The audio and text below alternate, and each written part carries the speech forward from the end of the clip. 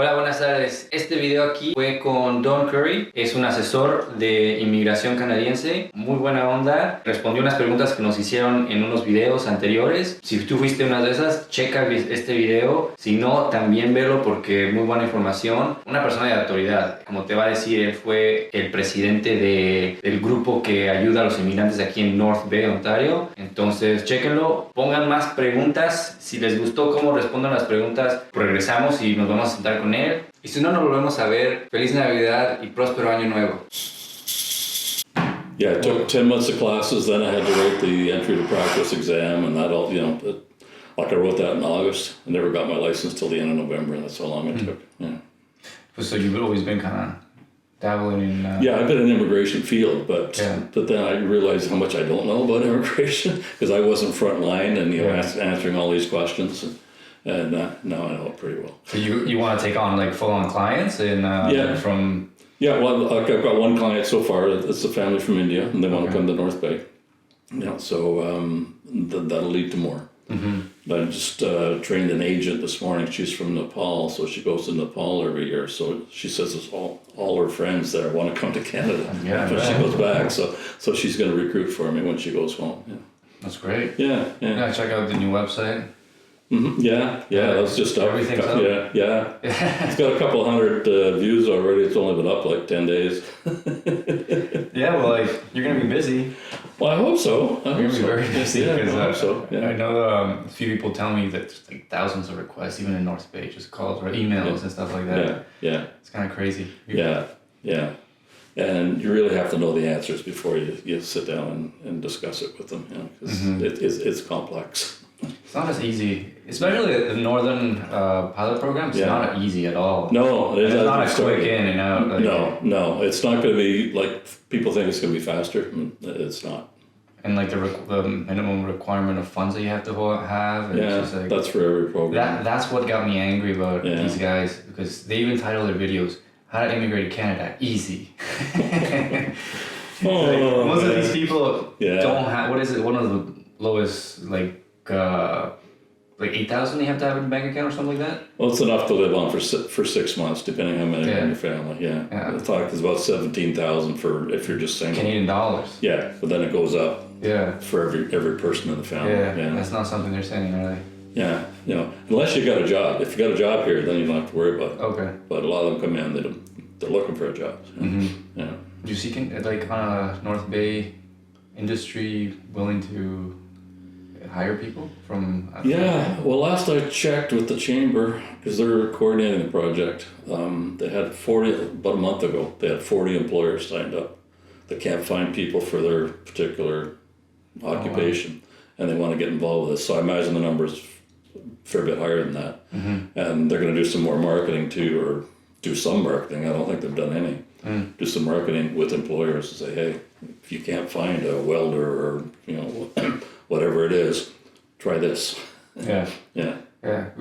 We just recently did a video of a welding shop in Sudbury had brought, how many was it? 8 welders from Mexico? Yeah. All in one go. Yeah. So there was one up here on the North Highway used to do that. I don't know if he's still doing it. He'd bring in a dozen at a time. Why don't we go into the questions? Okay. Are we shooting? Yep. Oh, we're rolling. We're rolling. Yeah. So we'll give them, maybe the people watching, a little bit. You're an immigration consultant agent. Is that what it is? Yeah, I'm a regulated Canadian immigration consultant. RCIC is what we go by. Yeah. And it's only you, this regulated immigration consultant, and an immigration lawyer they should be speaking about immigration. Yeah. And only that. Yeah. Or a paralegal who's been trained. Or if they're going to university or college, there are people there who can get the training, but it's not as deep as what I get, and they can advise only on study permits and that sort of thing. But I can advise on everything. Yeah. And you also have you run the community. What did you were telling me before we were rolling? North Bay and District Multicultural Center. Well, I'm chair of the board now, but I'm actually resigning at our meeting next next week because I think it's a conflict with the job I'm doing now. So I'm going to step back from that. Okay. Yeah. But let's just say you have an understanding of what it is integration-wise. Oh, yeah. I've been involved in immigration settlement for many years. Yeah.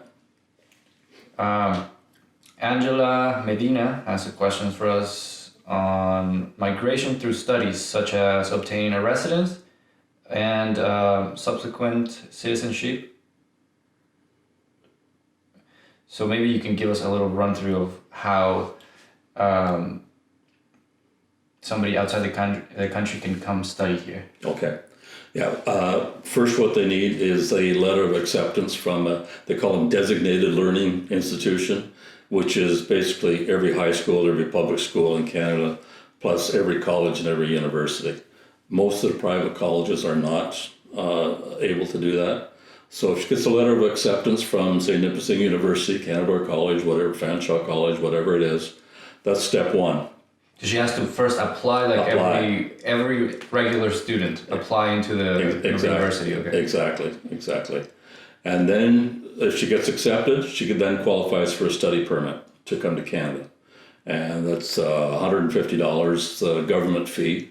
It'll be more if she goes through a consultant, but study permit is pretty straightforward. Mm-hmm. She should probably do that herself. And if she's in a country that requires a visa to come to Canada, she'll also have to get a visa. Some countries you don't need it, but depending on where she is. So she gets a study permit, and then she comes to Canada. And then she gets sort of a temporary resident visa when she lands at the airport or wherever she comes in. And that's her status to stay in Canada. So then she attends school like everybody else, and she's allowed to work legally 20 hours a week while she's in school, either on campus or off campus. And she can work full-time during the Christmas break, the summer break, any study breaks, that sort of thing. So that gets her through school, and then after she's finished, she can apply for a postgraduate work permit. And that's, say her program was 2 years, she'd be eligible for 3 years, which is the maximum on a postgraduate work permit. If you had a 3-year diploma, it'd still be 3 years. If you had a 4-year, it'd still be 3 years for your. Yeah, and if she only came for 1 year, like a one-year program, she'd have a 1-year work permit. So with that work permit, she can work anywhere in Canada for anyone. Okay. But if she wants to stay and become a permanent resident, she has to get work experience at the level to which her university program educated her. So if she's got a BA, she should get a job where it requires a BA. Or if she's got a college diploma, get a job that requires a college diploma. You can't be a clerk at a grocery store. No, because that experience won't count towards her permanent residence. Okay. If you've got post-secondary education, you're at a higher skill level. So it's university or college. So it's got to be equivalent to what your education was. So if she could work at a cashier for a year or two, but that won't help her get permanent residence. Mm-hmm. Yeah. And I've heard that international students pay about 3 times the regular price of regular tuition in university. Is that true? Yes. So they should be prepared to be paying 3 times a day. Yeah. Yeah, like an example, say it costs $5,000 to go to a college, they might be paying $15,000. That's about right. Okay. Could be 12 to 15, depending on the college. Okay. Yeah. And university, obviously. And university, yeah. Some are higher, some are lower. Mm-hmm. But 3 times is not a bad ratio. Okay. Yeah. Okay. Yeah. It's a lot. It's a lot, yeah. Rakim FM. Is it possible to get a job or position related to my career? I have a degree in criminalistic, mm-hmm. and then asked me if her Mexican degree would count in Canada. Right. Okay. First thing you have to do is go to an organization. There's a couple, but the most widely known is called WES, WES, World Education Service. Contact them. You find them on the web, and they will ask you what diploma you have in Mexico, and they have the capability to tell you how that translates to Canadian standards. So in some cases, you might have an MA in another country, but it's only a BA here. It depends. And if it's something, in criminology or whatever it is, it may be exactly the same, it may not. But WES is the authority, and that's what the government goes by, whatever they say. Okay, so check first. Step one is check first. And then if that degree is acceptable in Canada, then you can go through the immigration system, as long as your English language skills are good, and you have enough money to last for the first 6 months, those sorts of things, and your age is appropriate. Those are all things that come in under the point system. Okay. Yeah. Camila Torres, look, I literally just translated with Google, so it sounds a little funny, some of these. I would like to go to Canada and study, work, and stay there. In Colombia, I am an environmental control technologist. The idea I would have is to perform environmental engineering. What can I do to start my process? Okay, same answer for that one. Find out what her degree or diploma is equivalent to in Canada. Mm-hmm. Go through the World Education Service. So that's step one. And then make sure that she has the qualifications to come to Canada. As far as her age goes, the point system is available on the web. She can just Google point system for Canadian immigration. It'll show her that if you're between the ages of 18 and 35, you get the full 12 points. As soon as you get 1 year older than 35, you lose a point for every year. All right. I see. So if you're in that thing, that's golden. If your university degree is acceptable in Canada, that's worth points. If you've got work experience in what you've done, that's worth points. If you've got any Canadian experience, that's worth points. But a stickler for a lot of the people coming from Latin America is the language skills. If you're coming in at a level that you need university, we'll say university for it, you have to have a Canadian language benchmark 7, which is fairly high. You have to be able to read and write and listen and understand people at a fairly high level. Okay. The lower jobs, the language requirements are lower. Say if you're coming in with a skilled trade as a plumber or electrician or welder or whatever, it's only CLB 5, so which is a lower level. But if you got that university degree, and you don't have CLB 7, and you have to take a test, like they don't just go on your honor, you have to be tested.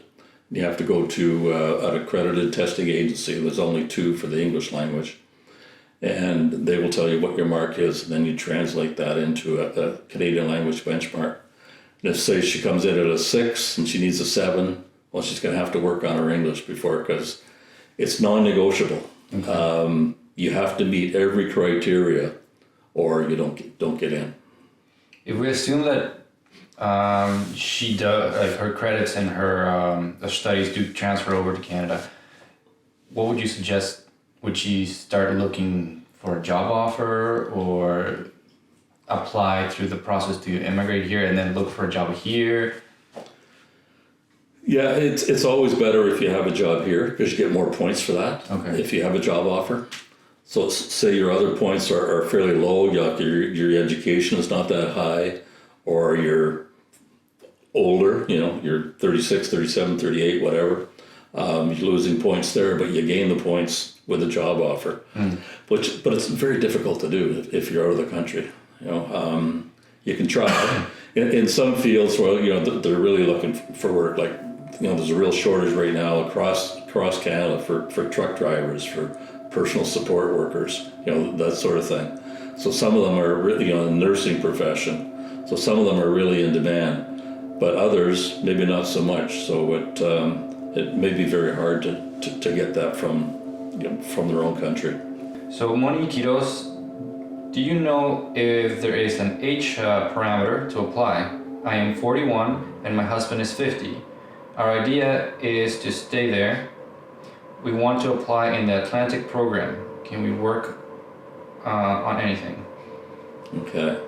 The age criteria, the point system is worth 100 points. Okay, this is if they're coming in at the Federal Skilled Worker Program, which is basically university or college. Okay. So if they're less than that, they don't have to. It's a different system. But under that program, her age will work against her. As I mentioned before, it's 18 to 35 are the golden years. And once you're 36, you lose a point. So you only get 11 points. 37, you get 10 points. 38, you get 9 points. So she said she was 41. So so she's only going to get a few points, and her husband wouldn't get any under that category. Okay. So that makes it difficult, but not impossible. They have to score higher on the other categories, either having a job or their education or work experience. Okay, so and the Atlantic, what's the Atlantic? Atlantic Immigration Pilot. That was the same as what we're having here in Northern Ontario, the Northern Rural Program, which is based on the Atlantic Immigration Pilot. Okay. Because that was a problem.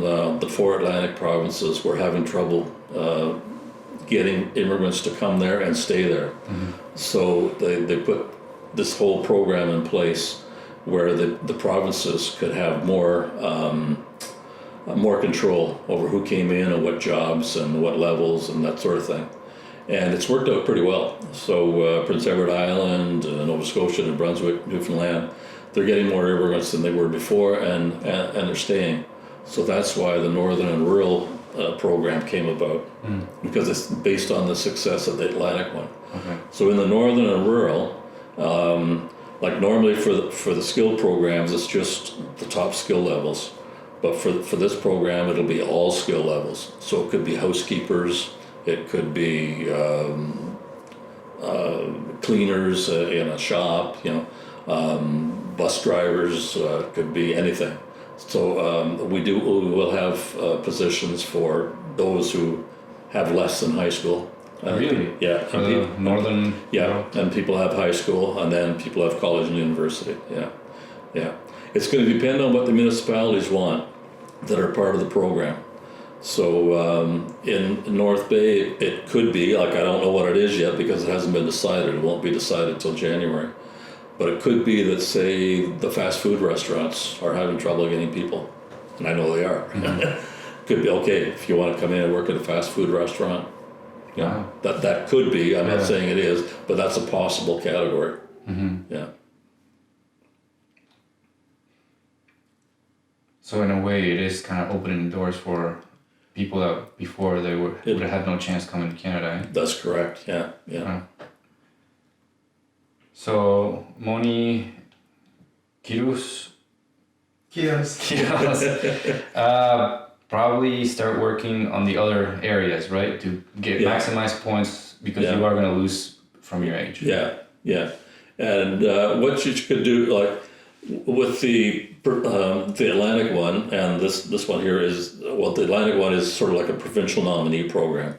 So what you can do is look at the website for each province in Canada and look for whatever job it is that she's looking for. Mm-hmm. See if they're looking for those jobs in that province.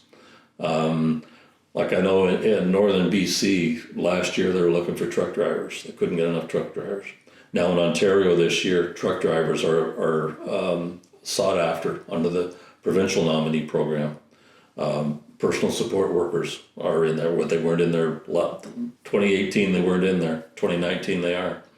So it changes, and the websites change, and the only way to keep on top of it is to keep looking at the websites, and each province has their own. Daniela Duran, I'm trying to immigrate through studies. My husband would be the one to study, and I would be given a full-time work permit, and my husband part-time. Is it quite expensive? And I wonder if it is better to find a job offer and use that money for what they ask of us for funds. Mm-hmm.